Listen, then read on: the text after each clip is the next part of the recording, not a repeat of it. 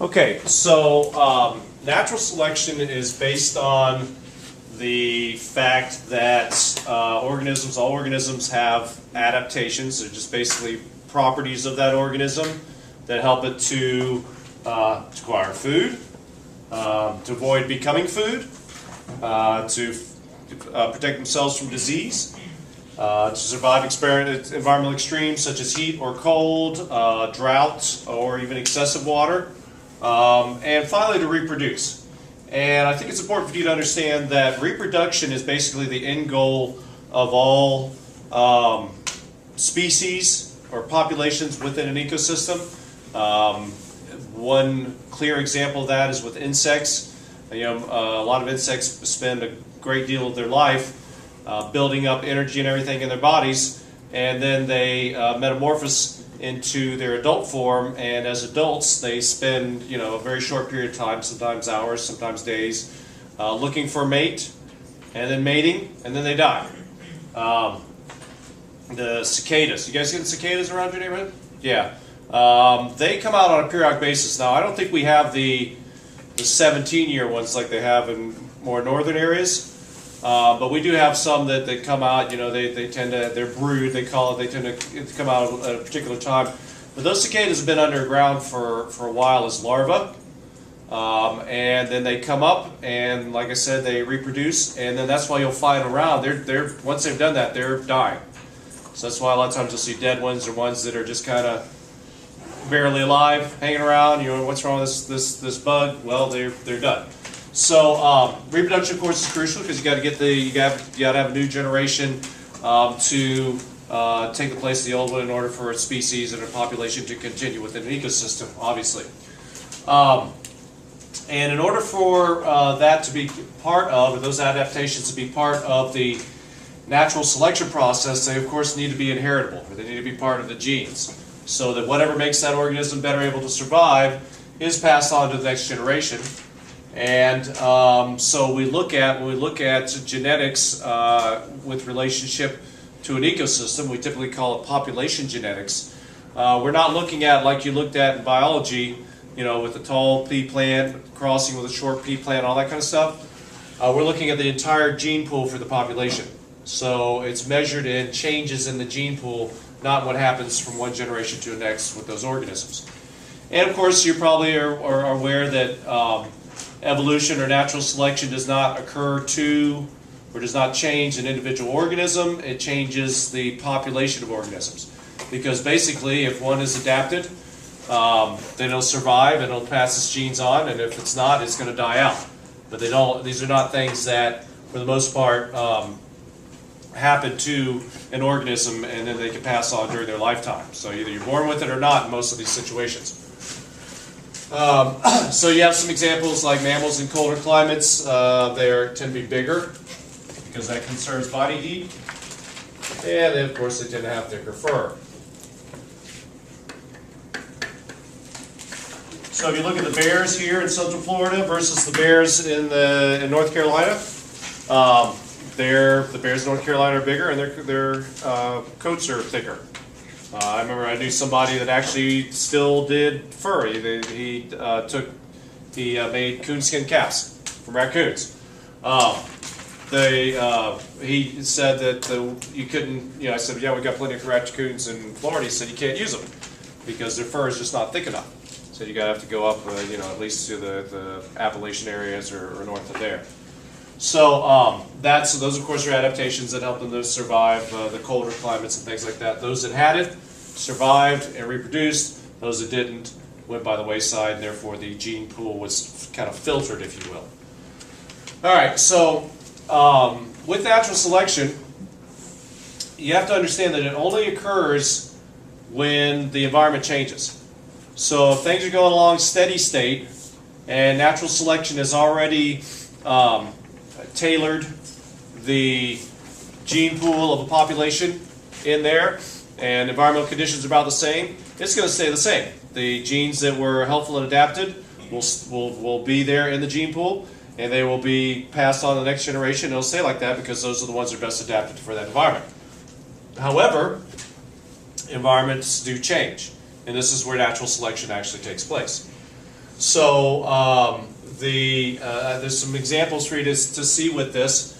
But what happens basically is that under the environmental changes, you will have, hopefully if the population is genetically diverse enough, you'll have some members of that population who are well adapted to the new environment. Then they will survive and they will reproduce, and their characteristics will be passed on to the next generation, whereas those that are not well adapted to the new environment, they're going to die off and not reproduce, and their genes basically will be taken out of the gene pool. So there's some examples of this. Which are your group 7? Probiotic? Yeah, no. Probiotics are food. Food that bacteria in them, yes, but they're food. So, the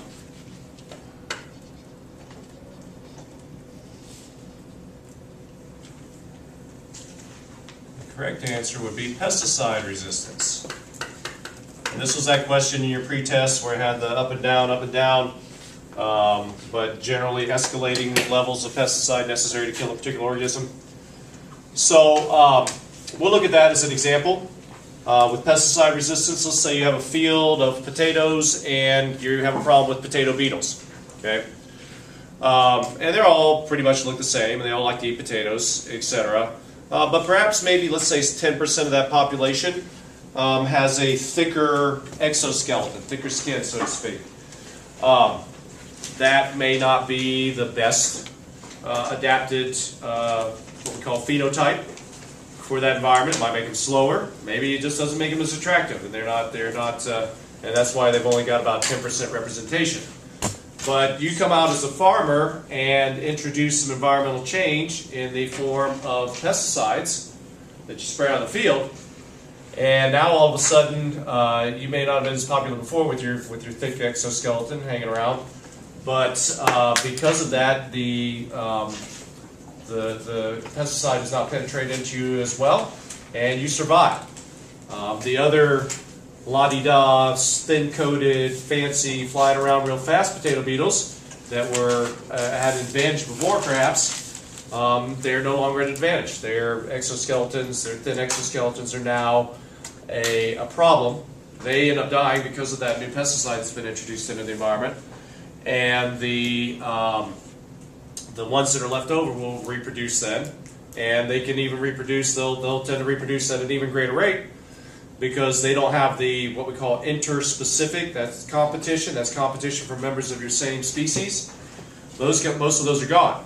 So they've got a whole bunch of resources now at their availability because they survived. They got the whole potato field to themselves, so they can eat and reproduce and be happy. And what's going to happen next season when that farmer sprays that crop again? Are they going to kill very many beetles? Now all the beetles have what kind of coat or exoskeleton? Thick or thin? Thick. The thick ones survive. So now when they try to spray again, it's not going to be as effective. Okay? And this is a very common problem in agriculture. Usually this is handled by using a variety and a rotation of pesticides and things like that, but oftentimes it also calls for higher and higher levels, which of course is bad for the environment and everything else. So that's pesticide resistance. We see the same thing in antibiotic resistance. For example, MRSA. Anybody know what MRSA is? MRSA. You ever heard of it, perhaps, maybe? It's an infection. It is an infection of Staph aureus, Staphylococcus aureus. And Staph aureus is a very common inhabitant of your skin. All of us have Staph aureus on our skin. Yes? Is staph an infection that's like in your blood and then it makes your skin like kind of like, I don't want to say pussy, but like... Well, all right. Staph can oftentimes cause you to get boils and pimples. It's more of kind of a boil thing. I don't know, but that's one of the lesser problems with it. If it does get into your blood, however, it can cause some serious problems. It can be fatal. Okay. Fortunately, normally, this variety does respond fairly well to methicillin, but since it's been relatively I don't know how to spell that. As you can probably tell, it's a type of penicillin. But because it's been a common problem in many instances, the constant treatment of it and everything like that has basically produced a resistant strain of it. And this has actually been around for decades, probably 30 years or so, in hospitals. And of course, this is where you find a lot of these resistant organisms, as you might imagine, in hospitals where people are getting treated with a lot of antibiotics and stuff like that. It is now in the general population. It is an issue to be concerned with. So if you ever get something, if you ever get like a big boil or something like that, and either it starts streaking, in other words, red lines come out from it, or you have a fever that's associated with it, get to the hospital quick. Now, that doesn't mean you've got this type of staph. It's more likely, actually, that you've got just a regular staph infection, but it certainly doesn't hurt to go and check it out. But that is something that's happened. And just because I like to scare you guys with a lot of potential disasters in the future, a lot of epidemiologists or scientists that study the spread of diseases over the world, epidemics, believe that there's going to be a plague, so to speak, of antibiotic-resistant bacteria. Maybe it'll be MRSA, maybe something else that will have the potential to kill up to 100 million people. That's a lot as far as the fatality rate. Now, you may look at it and say, well, with the worldwide population, that's not much, but that's actual deaths from that. So that's extreme. That means that there would be a good chance, if and when that happens, that somebody you know will die from it. So there you have that. And then we have the peppered moth. Now, the peppered moth is a classic study in natural selection. And I'm going to go into more detail with diagrams and everything later, but basically what happened is an English naturalist started studying these peppered moths in the forests near London. And as I mentioned before, London had a lot of air pollution early on. And what had happened in these forests was that the soot from the factories and stuff had settled on the trees and made their trunks black. These birch trees typically are white with black spots on them. And peppered moths generally range from almost pure white to almost pure black, but the most common variety of it was white with black spots, hence the name peppered. That did well for them as far as being camouflaged on these birch trees, which was their primary habitat. But then with the pollution coming in and the birch trees going black, what was observed by this naturalist, which is what they used to call biologists, was that the population changed. You ended up having many more completely black peppered moths than you did before, and the natural deduction from that was that because of the environmental change of having their basis, which they rest on, change color, their population changed as a result. Now, there's still peppered moths, just like MRSA is still Staph aureus. So we're not talking about a large change in species. That's something that's a much longer process, and technically is still theoretical. As a matter of fact, we'll talk about that. It's called speciation. But this does change the gene pool and the dynamics, and it changes what the population oftentimes looks like.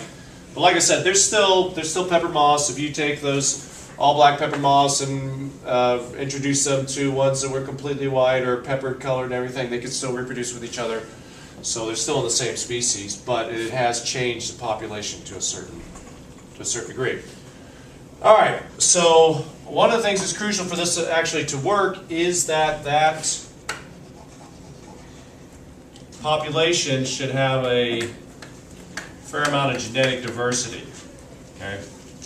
So if you didn't have those beetles with the thick exoskeletons in the population, because the population was just very monolithic, it was all all thin skeleton and sensitive therefore to pesticides, it wouldn't have made it. Same thing with the peppered moths. If they all stood out, they didn't have the dark variety or the black variety in their gene pool, then you wouldn't have those that could survive and therefore pass that trait on to the next generation. So that's what's necessary in order to you've got to have genetic diversity to for them to survive that environmental change.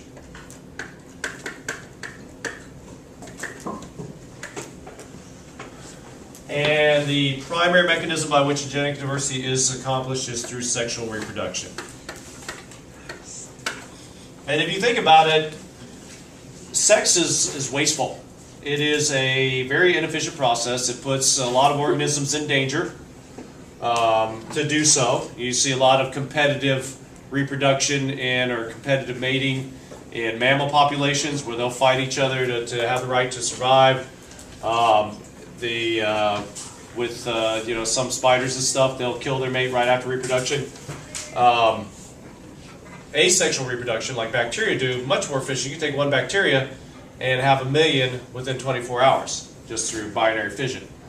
However, all those million bacteria will all be somewhat similar. Maybe some mutations. They also, bacteria even have their own kind of bacterial sex in that they have something called crossing over and conjugation that they do. So, very important that you have that genetic diversity, and the primary way in which that is accomplished is through sexual reproduction. All right, niches. Any questions about natural selection? Okay. And niches in organisms' role in the environment, in the ecosystem. It is typically, I say defined, maybe defined is not the best, it is dictated by the range of tolerance. So organisms have this certain minimum and maximum and ideal range for many different variables, whether it's temperature, water, sunlight, for both physical and for biotic factors as well, that they need. But they may exist somewhere within that range. And what we find when we put several organisms, into an ecosystem, several species or populations, that though you may have organisms with the same range of tolerance and therefore the same needs, etc., but you've only got one source of resources for them, one source of water, one source of food, one source of shelter, those kind of things. And so that establishes competition. And it's through that competition that with natural selection will end up placing an organism in what we call its realized niche. Okay? So fundamental niche is basically the conditions in which an organism can survive. And then its realized niche is what it ends up assuming, the position it ends up assuming based upon the environment that's around it, based upon the other ecosystem factors. Okay? Some species have very wide ranges of tolerance, and therefore you can find them in a lot of different places. We call those generalists, and then specialists do not. They tend to have limited ranges in which they can survive. And as you might imagine, special species are the ones that are most commonly become endangered. And generalist species are ones that oftentimes become a problem, particularly if they are invasive, or just they can be considered nuisance species just because they do so well that they tend to overtake other species. So the species within so when you look at a niche, you're looking at what the organism takes from the ecosystem and what that organism puts into the ecosystem. So we know the food chain, we know that things either produce food, if they're producers, or they consume, and then they may be consumed by something else, so that's a give and take there. Shelter's a big one. Shelter is crucial for organisms to survive, particularly when it comes to reproduction, not so much that they need to find a place to do their thing, but more so to protect their offspring. As a matter of fact, a lot of birds migrate to the tundra to reproduce because it's just such a kind of a barren environment that they don't have a lot of predators around, and so they don't have to protect their young as much. Competition is, like I said, the competition tends to occur on the same trophic levels. So whenever there's a resource that organisms of different species are sharing, that's competition. It can occur within a species, between members of the same species, and then it's usually part of natural selection. Or it can come between species, and that's where you get your niches established. I went ahead here a little bit. Oh, no, I didn't. Reproductive assistance. Example, reproductive assistance that an organism may do. There, anybody? How can one organism help another organism reproduce? It's a mutualistic relationship that we see a fair amount of. Well, I will go ahead and put this down here to help you out here.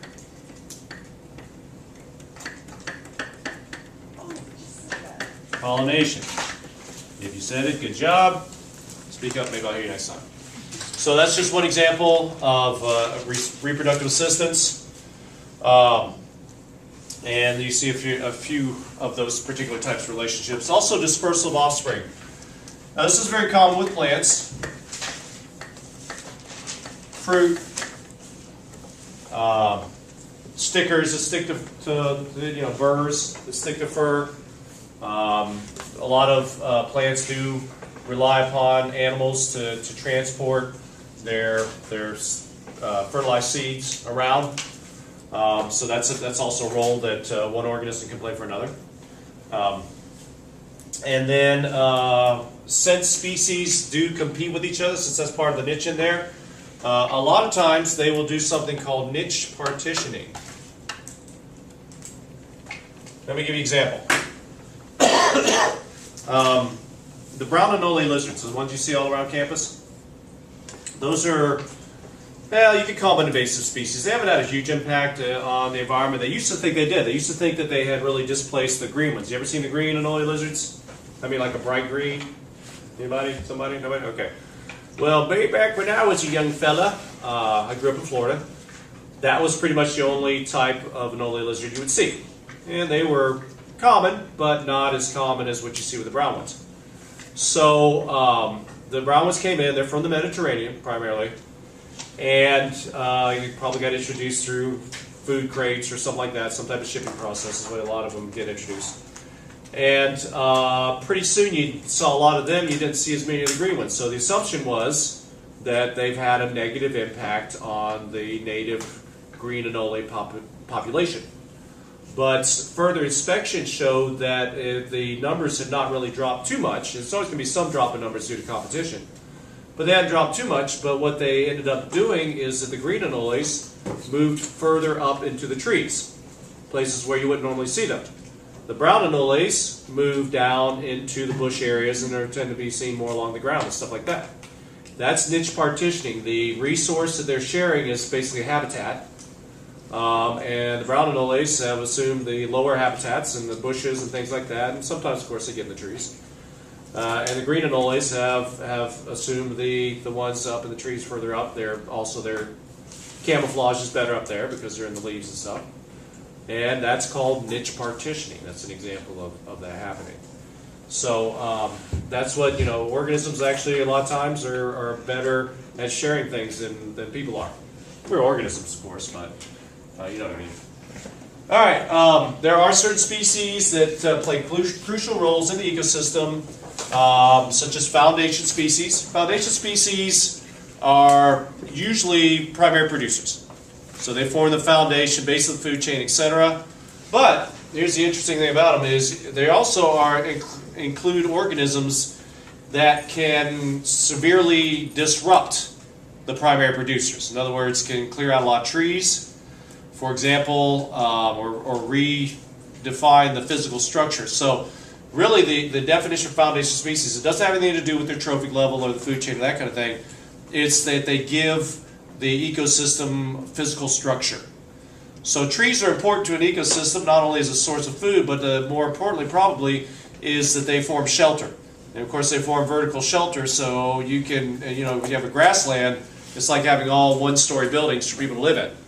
But if you have a forest, it's like having high-rises, and you can put a lot more organisms into that forest and into that shelter. So foundation species are typically ones that provide shelter. Like I said, trees are a very common example, but coral reefs are also a common example, and they can change that physical structure. Elephants can go through and clear out a forest in a day. They can clear out large areas of forest and knock down the trees and stuff like that. That whole ecosystem is going to be different now. Beavers also are an example. Not so much to cut down the trees as what you assume, but because they create flooded areas. They create lakes basically, which is what dams do. So they'll build a dam across a river, and it'll make the area behind the dam that's upstream, where the water's coming from, spread out and flood and go up and form a lake. As a matter of fact, a lot of people that have properties near near beaver populations excuse me, have had issues with, they'll wake up one morning and their house will be flooded, and there wouldn't be any rains or anything like that. It's because of the beavers. Stinking beavers. So that's about foundation species. And then you have keystone species. And keystone species are one just simply that have a very important role in the ecosystem and that have been observed that when you take them out, whether it's intentionally or something else, a lot of times through overhunting, the entire food web, I wouldn't say collapses, but becomes a lot less biodiverse and usually a lot less productive also. Otters, marine otters along the west coast of North America have been hunted quite a bit. They were hunted to near extinction in the early 20th century, but fortunately they ended up being protected or making a comeback. But what they found out was that when they did reduce some otter populations significantly, that the kelp that was there, which of course is a foundation species there, that died out significantly. And the reason was that the otters like to eat urchins, and urchins like to eat kelp. So you can see that the things happen there. They also had a big impact on the balance within those marine invertebrates, which, things like clams and urchins and other things like that, their numbers were out of whack as well. So they're considered to be a keystone species. I'm going to show you a few more examples of that later. Finally, ecosystem services. A lot of people on the pretest didn't get this, didn't guess what this was. Maybe a new term for you, but it simply, as the name implies, is something that ecosystems do for us that directly benefits people. And I tried to stress this at the beginning of the year when I said, being environmentally conscious and carrying out these things is not just for tree huggers and so we can ensure that we have woods to walk through and stuff. You may hate that kind of stuff. You may want to live in a city for the rest of your life. That's okay. That's a preference. But that doesn't mean that you can abuse the environment, expect to have the same kind of water quality, air quality, food supply. All these kind of things are directly affected by the health of ecosystems. And so consequently, and the question on the test was about bats controlling insect populations, and I think there's something else about flooding, which is true of like wetlands, help to control flooding because they slow the water down and everything. So when we destroy those or we reconfigure them and things like that, it ends up causing a lot of problems for us. Easter Island is a prime example. I don't want to go into the details of that now, but it's a prime example of how just messing up the ecosystem completely destroyed that basically civilization and dropped their numbers down to 10% of what they were at one time. All right, so food, of course, but water also. Trees and other producers help to purify groundwater. Very crucial relationship there, crucial property or crucial service that trees in particular do for us. Regulation in the form of climate, control of climate and diseases. So with climate, you may know that trees, of course, or plants in general, absorb carbon dioxide. Trees more importantly because trees lock it up and keep it for a long time. So they absorb carbon dioxide, and therefore that helps to reduce the amount of CO2 in the atmosphere, which helps to scale back the greenhouse effect a little bit. Disease, you have a lot of times things that we do, particularly when we change the flow, the drainage patterns of land, which is a very common thing for us to do. We create areas that are going to breed mosquitoes. Whereas if they were in a healthy wetland area, sure, there would still be mosquitoes there, but a lot of them would be eaten by other organisms in the food chain, and therefore not be as much of a problem. But because of the fact that we disrupt that food chain, or we have an effect on one of the predators of mosquitoes like bats, we have more mosquitoes. More mosquitoes means more diseases like malaria and sleeping sickness and other things like that. Supporting, of course, means that they carry out the process. We'll talk about what nutrient cycles are later, but that is crucial for healthy crops, as well as crop pollination. We already talked about that for a minute. Of course, cross pollinators help to do that. You had a question on there. Most of you got that right.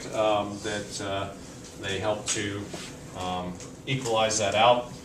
And then there's simply, for those of you who aren't the ones that want to spend the rest of their life in the city, there are spiritual and recreational benefits from there.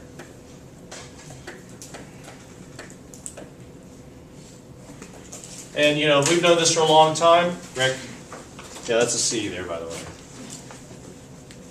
We've known this for a long time. That's why major cities will typically incorporate a natural area, a park, like Central Park, into their plan, because they know that people, when they have that escape, so to speak, they're happier. And happy people commit less crimes and other kinds of things like that. So, and of course, some faiths make it an integral part of their spiritual beliefs as preservation of nature and things like that.